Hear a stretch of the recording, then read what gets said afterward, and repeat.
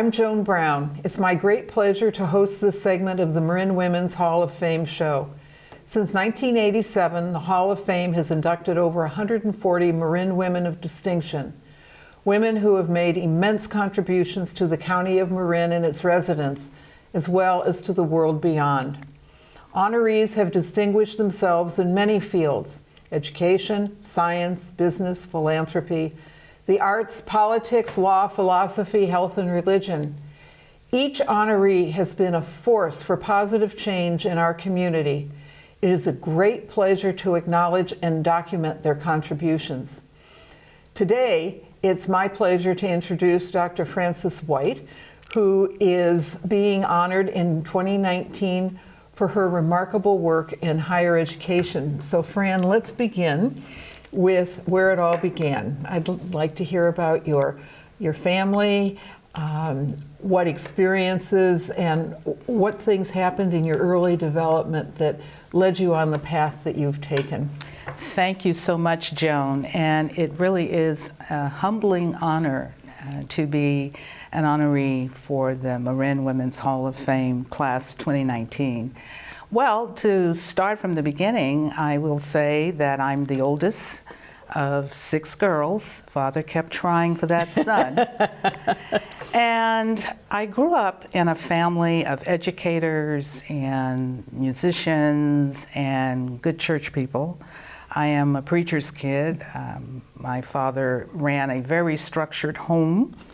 My mom was a trained classical pianist.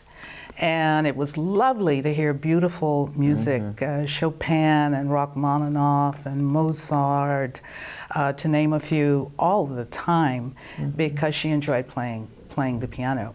So I had the beauty of music, the structure of a mother and father in the home, and I think it really paid off well in terms of my own development. As I was growing up, I had responsibility at a very early age. My sisters were the victims of my early leadership practices and skill training. But nonetheless, it was a happy home, it was a loving home, and it was a great environment to grow up in. And what was the personality of your mom like? I mean, you heard that your father was very structured. Well, Mom was, how can I say, she was sort of the Mary Poppins of the family. Every holiday was special. So the house was always dressed up for, I don't care what holiday it was, even St. Patrick's Day. And her whole philosophy about who we are as people when I was growing up was, you can do anything you want to do. You have to want to do it. And don't worry about everything else. Just focus on how to get to where you need to be, always. She really kept me encouraged and motivated not to ever give up. And that was a real big deal in my development, all the way through secondary school, high school. That was an important philosophy to have. Music, you've mentioned, has always been an important part of your life. Well, you've talked about your mom, but you also talked about your performances and what that has given you and kind of as building blocks for where you've come. So can you talk a little bit about that, please? Yes. Well, I learned at a very early age, both my sister and I were singers. And my mom would drive us to the radio station every Sunday morning on the gospel show to sing for the radio audience. So I learned at a very early age that stage fright was just something that comes with the job, and that if you're rehearsed and practice and know what you're doing, you'll be just fine. That was very helpful in my later life as I was becoming more of a professional, to be very comfortable speaking to 5 people or 500 people. I think my mother and my father contributed to my ease, if you will, with almost anybody. I mean, frankly, I can talk to anybody. I can relate to anybody. I love people. I'm considered a people person. And I think the comfort with that came with the preacher's kid side, and the other side was the performance side, because if you're performing, you're out there, right?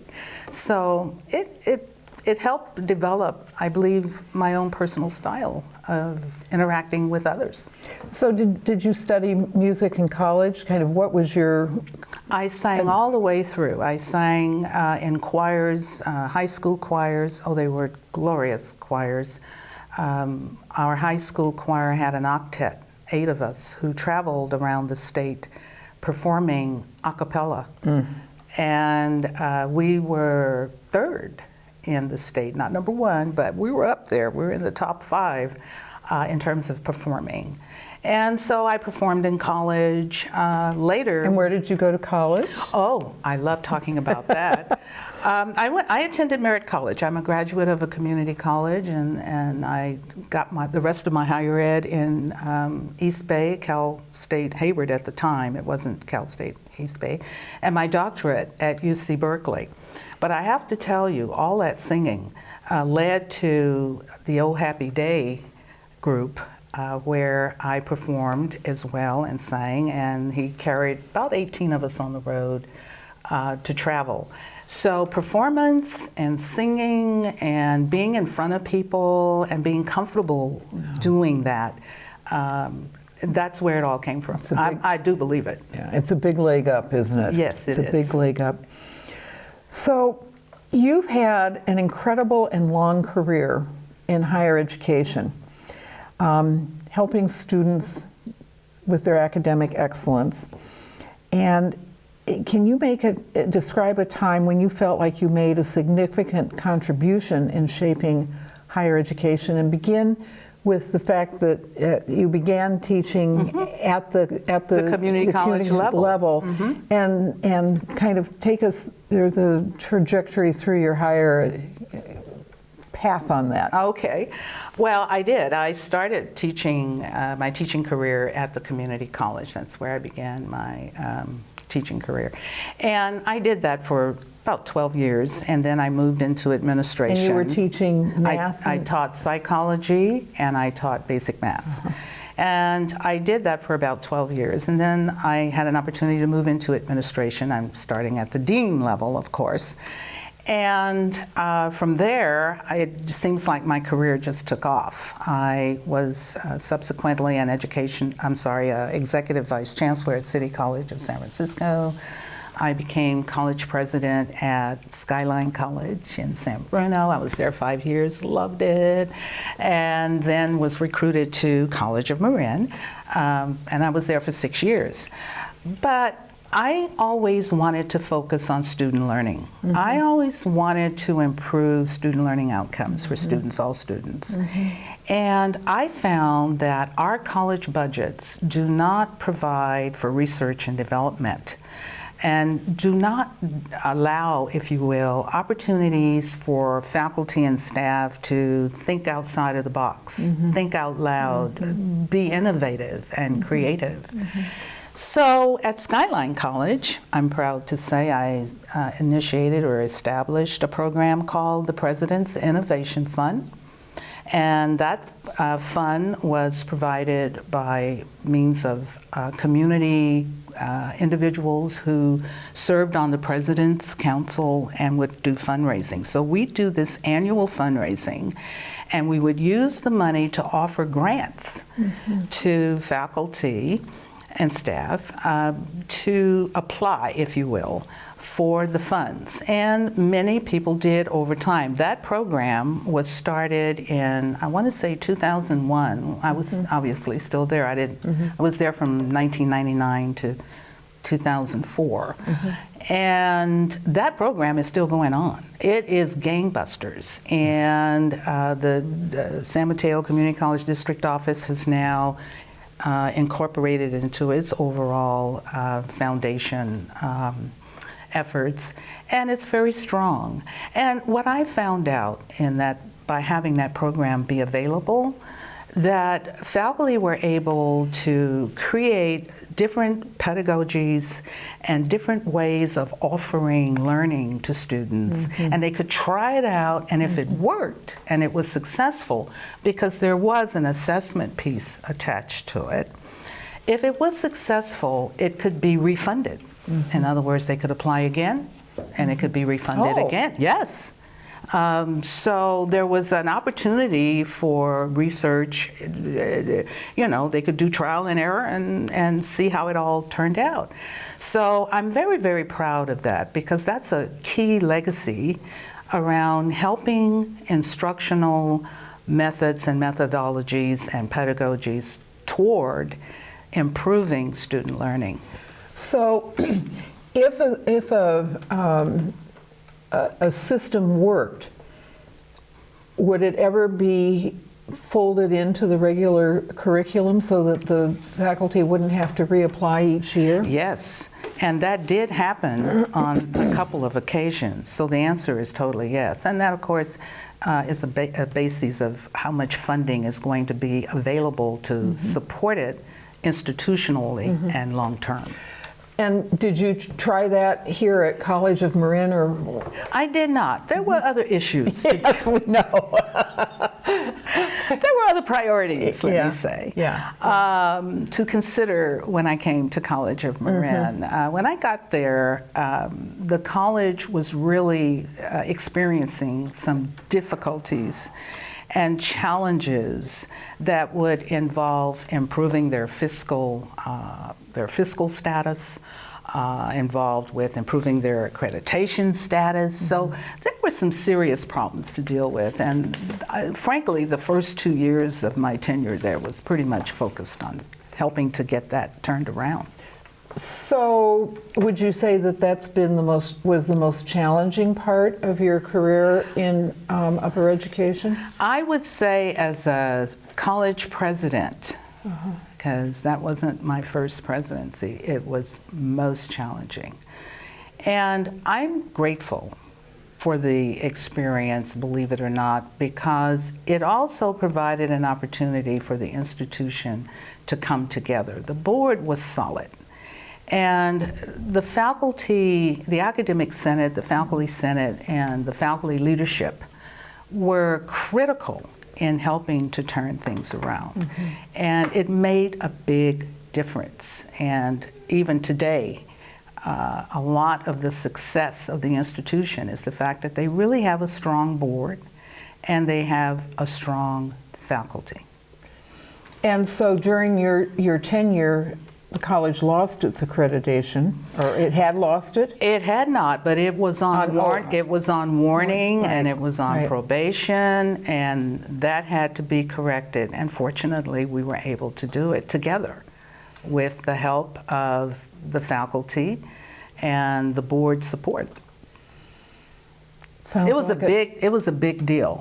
I remember it being in the newspaper a lot. Yes, it was always in the newspaper. There was always some editorial or something regarding College of Marin's educational status, if you will.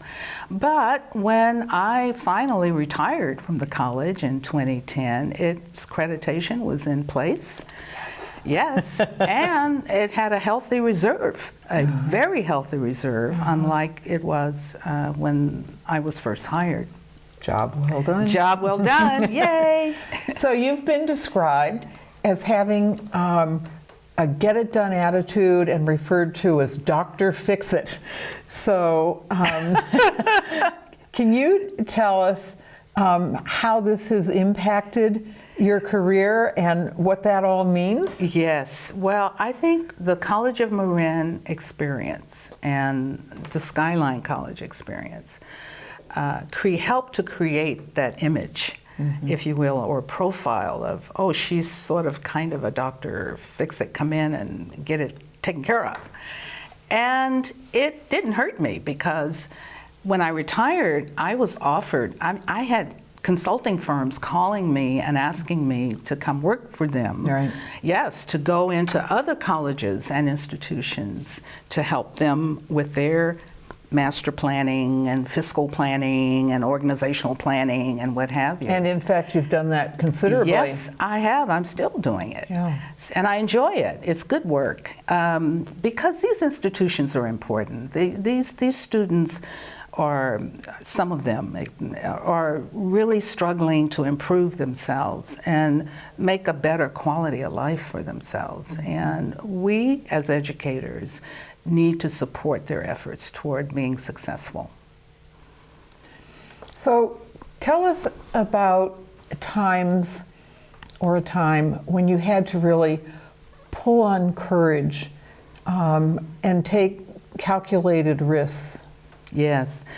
I think there are a number of times, but the one that stands in mind is the most recent one, and that's College of Marin. There were real moments of internecine warfare at the institution because of the immense amount of change that needed to happen. Not everybody wanted to change. Takes a lot of courage to deal with that kind of adversity, especially when you're dealing with it on a weekly basis or monthly basis or yearly basis. And that experience was something that I had to really dig deep into my core of being in order to withstand and not fall apart. I'm not the fall apart type, but I really dug deep. And working with good people there. The board was so supportive. The academic senate was so supportive. And there were opportunities for me to find solace in the support that I was getting to make the change happen. And as it turns out, the change did happen, and the institution has certainly been the better for it and continue to do very well. And so you talked about going back to that core, and that began in your family It life. really did, didn't it? And that business of never give up. Yes, never give up. If you want to, if you believe you can do it, you find a way to get that done. And taking risk is part of what it's all about. I mean, sure, calculated risk, one or more, but being able to take risk and create something good from it is very, very rewarding. So, you've had mentors in your life. Yes. And you have mentored in your life. Can you share with us what you've learned about mentorship? Yes, and it's, by the way, it's a two-way street, in my opinion.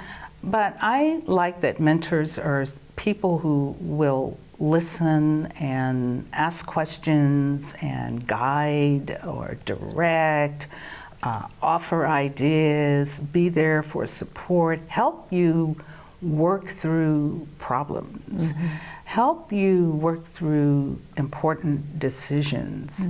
I don't think mentors necessarily will always need to give you an answer. In fact, not giving a direct answer may be helpful in some situations, but certainly helping you to think about, okay, what are the big pieces here? What are the little pieces here?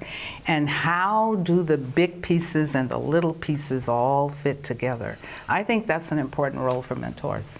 So, in your own mentoring, have you mentored board members, faculty, students, people in the community? That's a wide range, Isn't too. it? Yeah, it is. It's good. I would say that it's been a very diverse group of people, predominantly faculty and administrators are the ones that I feel I've had the most impact in terms of career choices. Yeah, and I'm proud of them. The individuals that I've been able to help are doing very well. They've been able to achieve goals that they have set for themselves, and some of them are still on the path to accomplishing their goals. And so the mentors in your life, I'm guessing you had some in music? Actually, I did. I'm thinking of my choir instructor.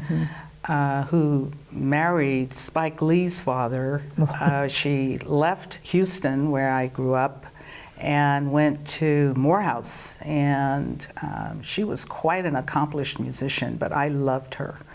I didn't see her anymore. I know she married Spike Lee's father. But I have a lot of mentors in higher education, and specifically community colleges, who I love. And I love these people because they have been there when I needed somewhere to go to think things through. Yeah. And they're very confidential and very supportive. And they've been very helpful throughout my professional career, and specifically as a college president. And I'm very appreciative of them. So, since your retirement, it doesn't look like a retirement to me. True. You have done a lot of these interim chancellorships and presidencies and so on and so forth. But I also know you've been very involved in the community. Yes. And you've been involved with Marin Symphony and Rotary. Yes. Would you talk a little bit about that? That has been really a form of pleasure, respite and pleasure. When I was still working at the College of Marin, my husband and I had chosen, well, we may not be able to go to San Francisco all the time, but we'll go to the Marin Symphony because I have a background in classical music. And we just loved the symphony. Well, little did I know, who knew I'd get roped in. Well, it wasn't really a rope, but I'd get Invited. I like that. Thank you, Joan. Invited to serve on their board. And I was on their board for 5 years. And most of those years I served as their president of the board when the symphony was going through a lot of financial and leadership change. And it was a great experience. I have friends there, and Alistair Neal, the conductor, music conductor, is someone we love dearly, and I'm so proud of them and the fact that they have turned the corner and they are still providing beautiful music here in Marin County. And so what skills did you apply from your education into the nonprofit? Very transferable skills, extremely transferable skills. You have to want to and be willing to work with people. You can't pick who you get to work with.